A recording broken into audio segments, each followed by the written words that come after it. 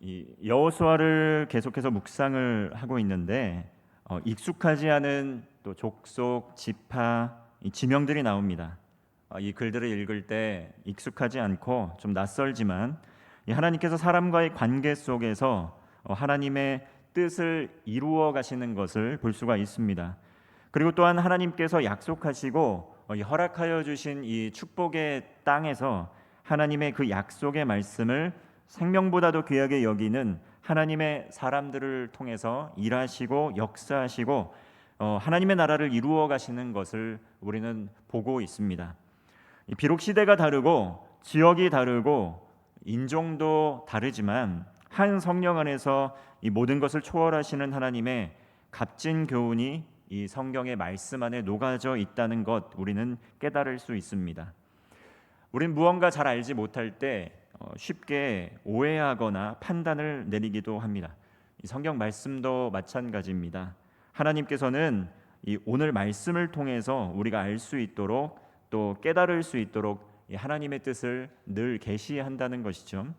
하나님의 말씀인 성경이 우리의 삶에 참 가까이 있다는 것을 우리는 알고 있습니다. 이 말씀을 주신 이유는 우리를 인도하시기 위해서입니다. 그리고 우리의 삶을 또 재정비하시기 위해서 늘 말씀으로 우리와 함께 하고 계시는 것입니다. 말씀의 능력 또 성령의 능력으로 우리의 삶을 치유하시고 또 회복시키고 계시는 것입니다. 그러기에 우리는 하나님의 말씀을 알게 힘쓰고 깨닫기에 힘을 쓰게 될 때 하나님께서 주시는 놀라운 은혜와 축복을 누리는 저와 여러분이 되시기를 축원합니다. 이스라엘 백성들이 가나안 땅에 들어와서 가나안 족속과의 전쟁을 계속해서 치루어 나아갑니다. 이스라엘 백성들은 대적들과 싸워서 승리했습니다. 그런데 전제가 있었습니다. 이 대전제, 이것은 무엇이냐면 하나님의 약속의 말씀을 믿음으로 순종할 때 전쟁에서 승리했다는 것입니다. 여호수아와 갈렙 또 이스라엘 백성들은 그들을 따라서 믿음으로 이 말씀을 붙들고 순종하며 나아가게 될 때 도저히 이길 수 없을 것 같은 대적과 싸워서 큰 승리를 거두었다는 것이죠. 상황과 환경을 보고 판단하는 것은 인간적 차원에서 우리가 겨누어 보고 간주해 보고 겨누어 보고 이 전쟁을 하는 것이 바로 상황과 환경을 가지고 측량하는 것인데 이 하나님 나라의 전쟁을 가만히 보니까 상황과 환경만을 보는 것이 아니라 그 먼저 하나님의 약속의 말씀을 붙들고 상황과 환경을 보면서 지혜롭게 전쟁했을 때 순종했을 때 반드시 이겼다는 것을 우리는 볼 수가 있습니다. 이 양이라는 짐승, 이 동물이 있습니다. 근데 양은 어떻습니까? 양의 특성은 시야가 좁아서 이 양무리의 양은 앞서가는 양을 이 맹목적으로 좀 쫓아가는 특성이 있다. 이렇게 말씀을 하고 있습니다. 그런데 앞서가는 양이 이 절벽에서 떨어져도 그저 바로 앞에 있는 그 양을 쭉 따라가다가 이 몰살을 당하고 만다고 합니다. 그러므로 우리가 이 양과 같은 삶을 살지 않으려면 우리가 참된 그러한 인도를 받고 살아가는 것이 굉장히 중요합니다. 우리의 참된 인도자 또 목자가 되시는 분 바로 우리는 성경을 통해서 예수 그리스도라는 것을 알고 있습니다. 우린 예수 그리스도의 인도함을 받아야 합니다. 그리고 말씀을 통해 역사하시는 그 성령의 능력으로 살아가야 합니다. 이 세대를 본받아서 그대로 따라가게 되면 바로 앞에 있는 양을 따라가다가 절벽과 낭떠러지가 있지만 피하지 못하고 죽을 수밖에 없었던 양과 같은 인생이 될 수 있습니다. 그러나 성경의 말씀, 하나님의 말씀, 우리의 참된 목자 되시는 예수 그리스도를 따라가게 될 때 우리는 영적 분별력을 가지고 이 참 목자 되시는 예수님의 음성을 들으며 생명의 길로 나아갈 수가 있다는 것입니다. 이스라엘 백성들, 이 백성들은 하나님의 약속의 말씀을 믿음으로 순종해서 대적들을 물리치고 땅을 분배받습니다. 이 하나님의 말씀이 없었더라면 현실의 상황 안에서 압도될 수밖에 없고 이 불안을 안고 살아갈 수밖에 없지 않겠습니까? 반드시 이들하고 전쟁을 하게 되면 질 수밖에 없을 것 같다라는 그런 불안과 두려움으로 살아갈 수밖에 없었습니다. 그런데 믿음을 붙들었던 하나님의 약속의 말씀을 붙들었던 여호수아 갈렙 그들은 다른 선택을 했습니다. 현실의 그 불안, 현실의 두려운 그 상황을 붙드는 것이 아니라 그 너머에 있는 하나님의 약속의 말씀을 붙들고 믿음으로 걸어갔다는 것이죠. 그 하나님의 약속의 말씀을 믿고 순종해서 결국은 땅을 선물로 받았습니다. 야곱의 장남으로 레아의 첫째 아들 누구입니까? 르우벤입니다.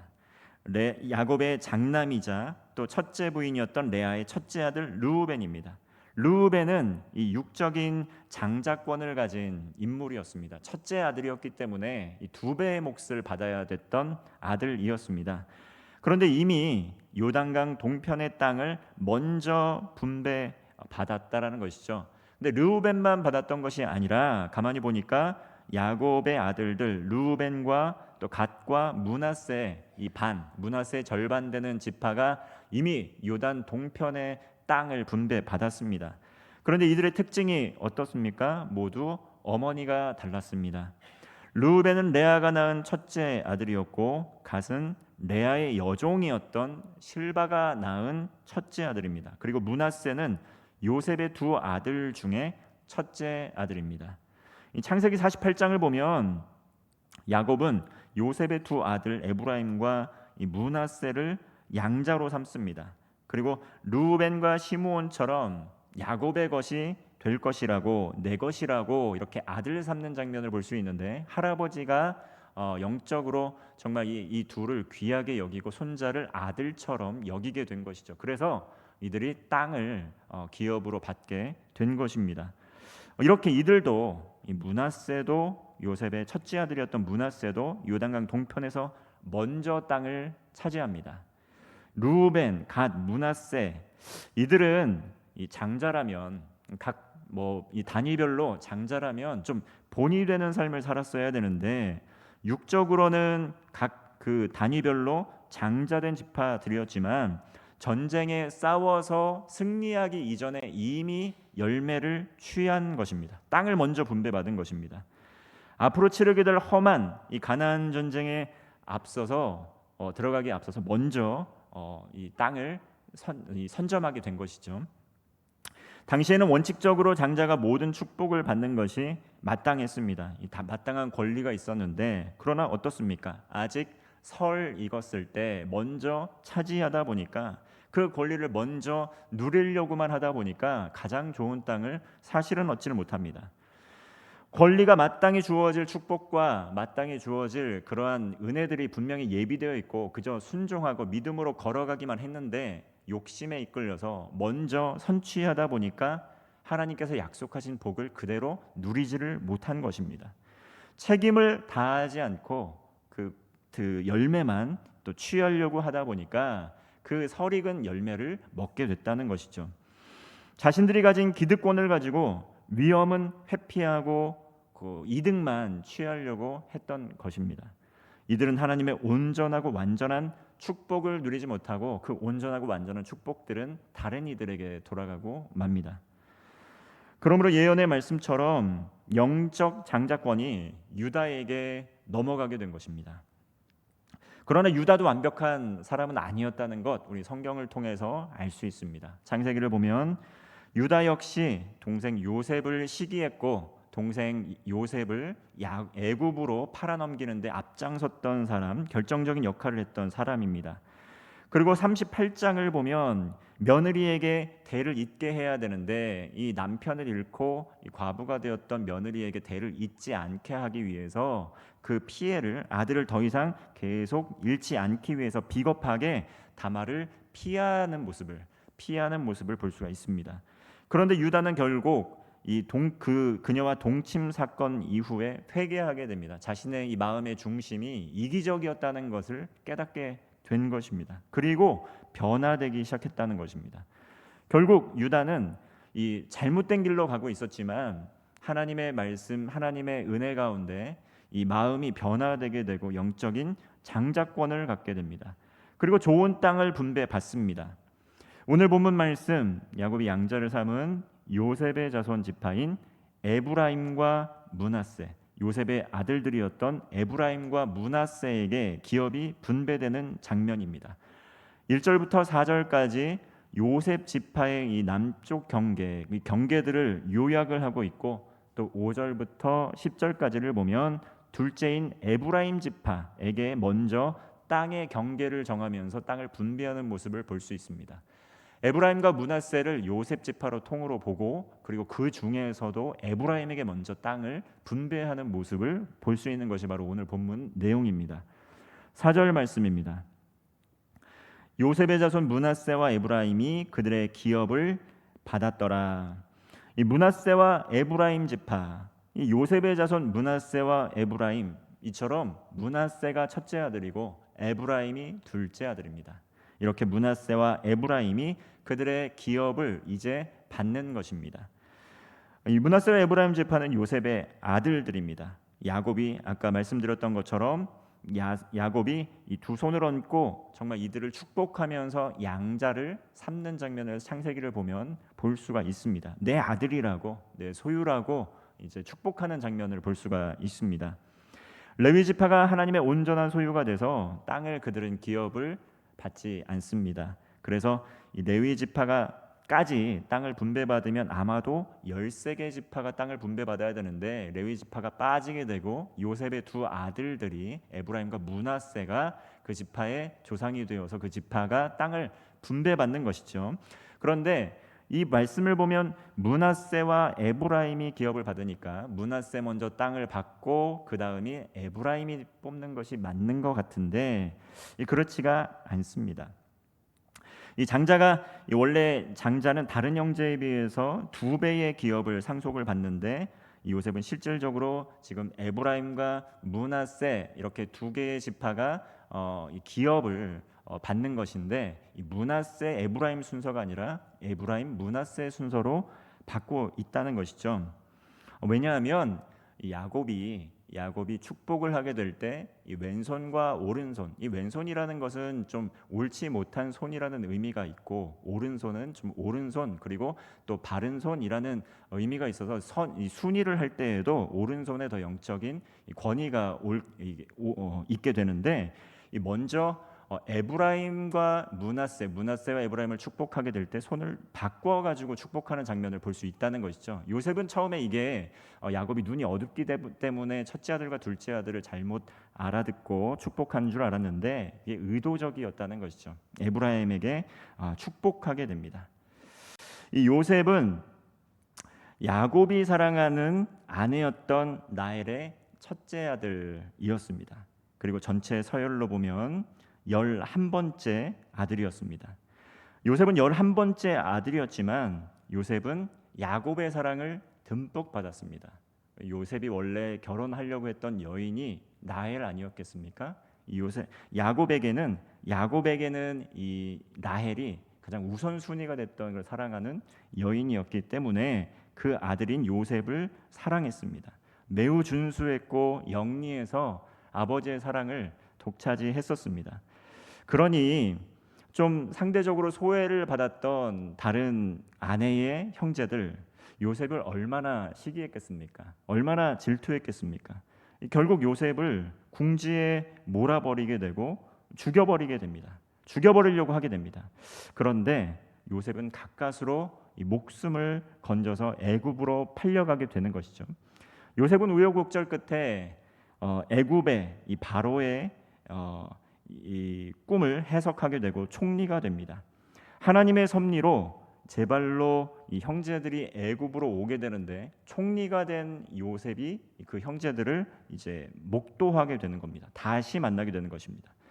그런데 요셉은 자신을 버린 형제들을 만났을 때 어떻습니까? 인간적으로는 바로 잡아 죽여야 되는데 그러나 복수하지 않습니다. 오히려 하나님의 시선으로, 하나님의 관점으로 요셉은 이들을 용서합니다.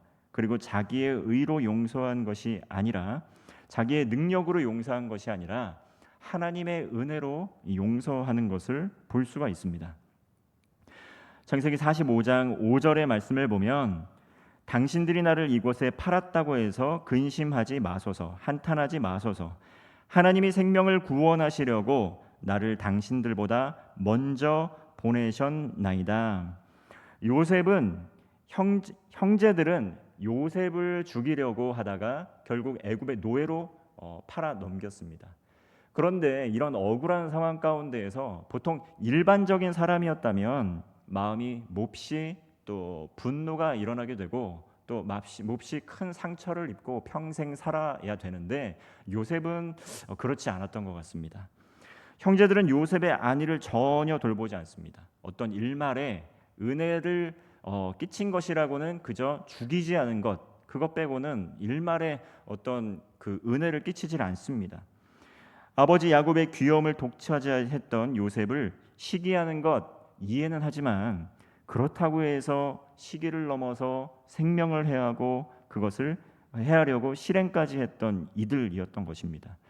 가족이라고 하면은 할 수 없는 일이죠. 이미 선을 넘은 관계였다는 것입니다. 그런데 요셉은 어떻게 반응을 하게 됩니까? 일반적으로는 복수하고 또 원수되는 길을 택했어야 했는데 요셉은 그렇게 하지 않습니다. 왜냐하면 요셉은 하나님께 붙들린 하나님의 사람이었기 때문입니다. 요셉은 더 이상 이들을 원망하거나 복수하지 않습니다. 그리고 자신이 가진 권력, 자신이 가진 힘을 또 남용해서 이들에게 복수하거나 응징하려고 하지 않습니다. 오히려 하나님의 뜻 안에서 섭리를 깨닫는 것이죠. 자신이 가진 또 권력, 자신이 가진 부호, 자신이 가진 지금 처해 있는 상황, 이 모든 것을 통합해서 어떻게 이해를 하냐면 하나님께서 지금 나에게 이러한 복을 주신 것은 큰 구원을 이루시기 위함이구나, 이렇게 이해를 한 것입니다. 이 모든 것이 하나님께서 모든 생명을 구원하시기 위해서 역사하신 것이었구나라고 이렇게 이해를 한 것입니다. 그래서 이들이 나를 미워했기 때문에, 나를 죽이려고 했기 때문에, 시기했기 때문에 나에게 악을 행해서 내가 이렇게 고생하다가 내 능력으로 여기까지 올라와서 드디어 복수할 수 있다, 이렇게 한 것이 아니라 이 모든 것이 하나님의 섭리 안에서 이루어진 것이었구나라고 고백을 하게 됩니다. 요셉은 자신을 노예로 판 형들을 미워할 수 있었습니다. 그런데 그렇게 인간의 본성으로는 그렇게 해야 되는데 그렇게 하지 않았던 것은 하나님께서 이 요셉과 함께하고 있었고, 요셉은 하나님의 마음을 아는 사람이었기 때문입니다. 그래서 하나님의 마음을 아는 사람이 용서와 화해의 삶을 살 수가 있는 것입니다. 그렇게 요셉 정말 대단하구나, 어떻게 그럴 수 있는가, 인간의 업적만 보게 되면은 놀라운 일인데 요셉은 하나님의 마음을 아는 사람이었기 때문에 그 하나님의 마음을 알아서 순종함으로 그렇게 할 수 있었던 것입니다. 모든 것이 하나님의 구원 사역을 위해서 이루어지고 있는 것이구나 라고 이렇게 이해를 했다는 것입니다. 그렇게 요셉은 하나님께 갑절의 축복을 받게 된 것입니다. 갑절의 축복을 받기 위해서 축복받으려고 한 게 아니라 그렇게 하나님의 약속의 말씀을 따라가다 보니까 갑절의 축복이 따라오게 된 것입니다. 하나님께서는 하나님의 마음을 헤아리고 또 구원의 뜻을 이루기 위하여 순종한 요셉, 말씀을 따라가다 보니 갑절의 복이 따라오게 됐다는 것입니다. 나의 자존심을 가지고 살아가는 사람, 이런 일 할 수 없습니다. 세상을 보면 자존심을 지켜내기 위해서 살아가는 사람 정말 많습니다. 그런데 하나님 안에서 요셉과 같이 자존감을 누리면서 사는 사람은 그런 선택하지 않습니다. 하나님께서 나를 보시는 눈으로 나를 바라보고 또 하나님께서 바라보시는 눈으로 다른 사람을 바라보는 사람은 자신을 해하려는 사람과도 화해할 수 있다는 것입니다. 이러한 극명한 예를 보여준 것, 먼저 사람은 다윗, 또 다른 인물이었던 다윗이 있습니다. 사울이 다윗을 해하려고 했을 때 다윗은 사울을 해하거나 즉각적으로 보복하려고 하지 않고 하나님께서 세우신 분이기 때문에 하나님께서 뜻이 있으시겠지 하고 그렇게 용서와 화해의 길을 나아갑니다. 그리고 나아가서 신약 성경을 보면 누가 있습니까? 우리 예수 그리스도, 우리 그리스도께서도 또 십자가 위에서 자신을 헤아려 했던 사람들을 용서하시고 십자가의 화해의 길로 자신의 생명을 내어드리는 것을 볼 수 있습니다. 그러한 순종을 할 수 있는 것 어떤 사람들이 할 수 있습니까? 하나님의 마음을 알고 하나님의 마음을 헤아리는 사람들이 그렇게 할 수 있다는 것입니다. 5절부터 8절까지의 말씀을 보면 기업의 경계, 그 땅, 그 지경을 계속해서 말씀하는 것을 볼 수 있습니다. 동쪽부터 서쪽, 북쪽, 동쪽, 남쪽 이렇게 둘러가면서 경계를 설정하는 것, 설명하는 것을 볼 수 있는데, 이렇게 에브라임과 이 므낫세 두 지파가 받은 땅을 다 합치면 남은 지파들의 땅을 합한 크기와 맞먹을 정도로 엄청난 땅을 상속받습니다. 가나안 땅의 중앙부, 비옥하고 좋은 땅 다 차지합니다. 이렇게 하나님의 축복을 받지만 이들에게 뭔가 이상한 게 감지되기 시작합니다. 우리 함께 10절 말씀 보겠습니다. 그들이 게셀에 거주하는 가나안 족속을 쫓아내지 아니하였으므로 가나안 족속이 오늘까지 에브라임 가운데 거주하며 노역하는 종이 되니라. 이렇게 땅을 주셨습니다. 하나님의 마음을 알고 순종해서 정말 땅을 차지했습니다. 이 여호수아 에브라임 지파의 수장 아니겠습니까? 믿음으로 땅을 차지했습니다. 그런데 이상한 구절이 보입니다. 주목해 봐야 되는 단어가 있습니다. 에브라임 지파가 게셀에 사는 가나안 족속을 쫓아내지 않았다, 이렇게 성경은 기록하고 있습니다. 아마도 에브라임 지파는 게셀에 거주하는 가나안 족속을 그대로 데리고 있으면서 종으로 부리고 살았다라는 것을 볼 수가 있습니다. 화목하는 거 좋고 화합하는 거 좋고 용서하는 거 좋은데 그것은 하나님께서 하라고 하신 대상과 하는 것입니다. 하나님께서 하라고 하신 대상과 그렇게 하는 것입니다. 가나안 땅에 거주하는 거민들 어떻게 하라고 했습니까? 진멸하라고 하나님께서 명령을 하셨는데 그들과도 더불어 그냥 데리고 살아가는 것을 볼 수가 있습니다. 종으로 부리고 살았다는 것이죠. 그런데 이 가만히 보니까 노역하는 종으로 종이 된다라는 것을 보게 되니까 왜 살려두었는지 감이 짐작이 온다는 것입니다. 이들이 그 남아있는 백성들을 종으로 부리면서 좀 편하게 살기 위해서 하나님의 명령을 어기고 있구나라는 것을 우리는 볼 수가 있다는 것입니다. 이처럼 하나님께서 주신 약속의 말씀이 있고 복이 있는데 내 유익을 먼저 생각하면서 하나님의 말씀을 적당하게 타협하거나 적당히 나 중심적으로 이해하고 넘어가면 안 된다는 것이죠. 하나님께서 먼저 약속하신 것이 있는데 하나님께서 화평하고 용서하라고 했으니까 그냥 이들을 데리고 살아야지. 근데 그 마음의 중심이 뭐가 있습니까? 그 마음의 중심에는 종으로 부리면서 살아야지라는 마음이 있었다는 것입니다. 그 마음의 중심이 진정한 용서와 화해의 마음이 아니라 종으로 부리고 살고 싶은, 이익을 탐하고 싶은 마음이 있었다는 것이죠. 우리 마음의 중심 가운데, 하나님을 섬기는 가운데 이렇게 하나님의 말씀을 자기중심적으로 오용하는 그러한 우를 범하지 말아야 한다는 것입니다. 하나님의 말씀을 읽을 때 먼저 하나님의 말씀의 우선순위를 분별할 수 있는 영적인 분별력을 가지고 그 말씀이 추구하고 지향하는 방향을 깨달을 수 있어야 된다는 것입니다. 이렇게 이 가나안 족속을 진멸하지 않고 남겨두었던 에브라임 지파, 뭔가 좀 이상하기 시작하는데 후에 어떻습니까? 후에 보면 17장을 보면 좀 땅이 좁으니까 우리가 땅을 한 분깃밖에 받지 않았는데 그 분깃을 받아서 지금 둘로 나누어 가졌는데 한 분깃 더 받아야지 공평하지 않겠냐, 땅이 좀 적다 하면서 땅을 더 달라고 요청합니다. 제가 말씀드렸듯이 한 분깃, 이 서쪽에서 한 분깃의 땅을 받았지만 전체적으로 봤을 때 다른 10개 지파의 그가 분배받은 땅과 맞먹을 정도로 이미 충분히 땅을 분배받았음에도 불구하고 더 달라고 욕심을 부리고 있는 것입니다. 과욕을 부리고 있는 것입니다. 하나님 나라에는 관심이 없고 자기 배를 불리는데 지금 마음을 쏟기 시작한 것입니다. 하나님 나라의 일에 관심을 갖지 못하고 자기 중심적인 신앙의 길로 조금씩 가기 시작한 것입니다. 하나님께서 에브라임 지파와 므낫세 지파에게 2배의 땅을 주신 이유가 무엇입니까? 많은 업적을 했으니까 많이 가져가라 이것입니까? 아니죠. 많은 영적인 순종을 통해서 순종하는 하나님의 사람에게 더 큰 땅을 맡겨주신 것입니다. 그 땅에서 무엇을 하라고 그 땅을 주신 것입니까? 서로 싸우고 분쟁하고 더 차지하라고 그 땅을 주신 것입니까? 더 큰 책임을 가지고 그 땅을 하나님의 나라로 이루어가는데 힘쓰라고 그 땅을 주신 것이 아니겠습니까? 소유로 주신 땅에서 하나님의 나라를 이루어갈 수 있도록 더 큰 땅을 맡겨주신 것입니다. 더 많이 먹고 남들보다 더 배불리 살라고 주신 것이 아니라 그 땅에서 하나님 나라를 더 아름답게 더 풍성하게 할 수 있도록 더 많은 것을 맡겨주신 것이죠.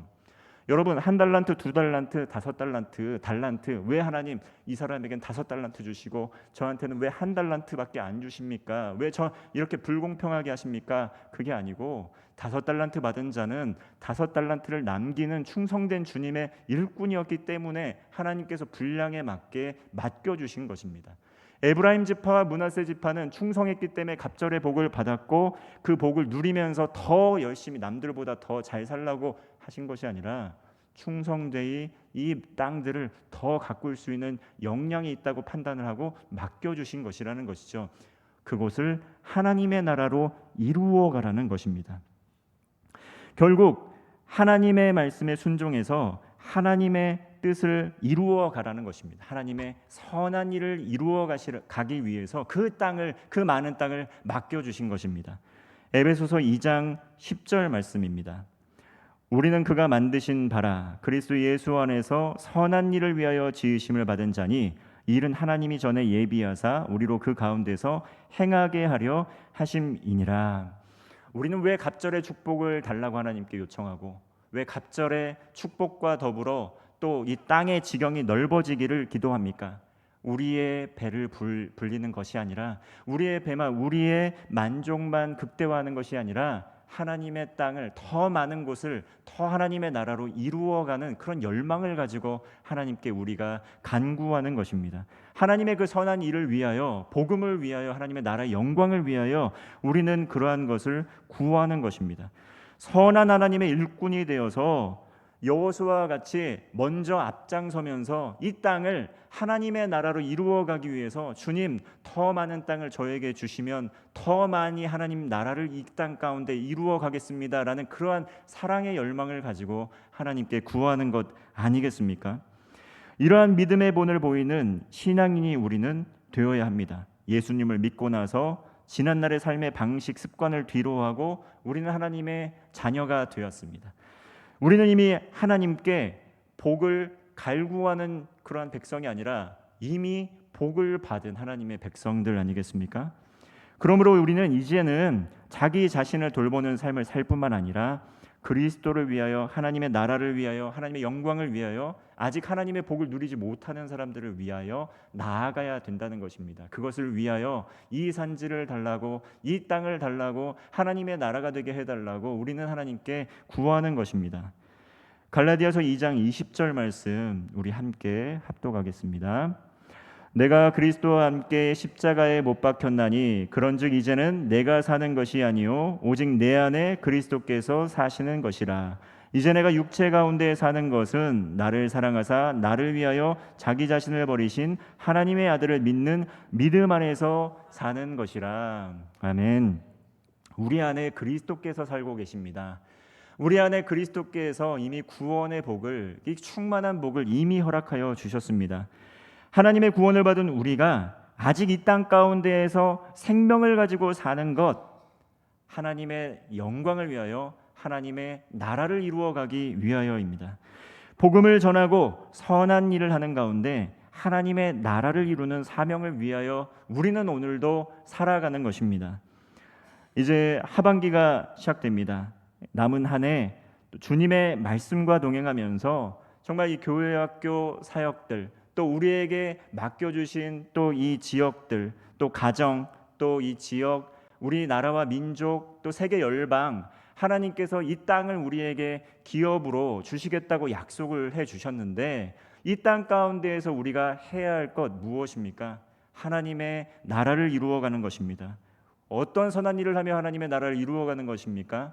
복음을 들고 나아가 많은 영혼들에게 주님의 복음을 전하고 주의 말씀을 듣고 회심하고 구원을 얻고 이렇게 모두가 하나님 나라의 백성이 되어서 기쁨으로 나아갈 수 있도록 그 땅을 달라고 우리는 기도해야 되는 것입니다.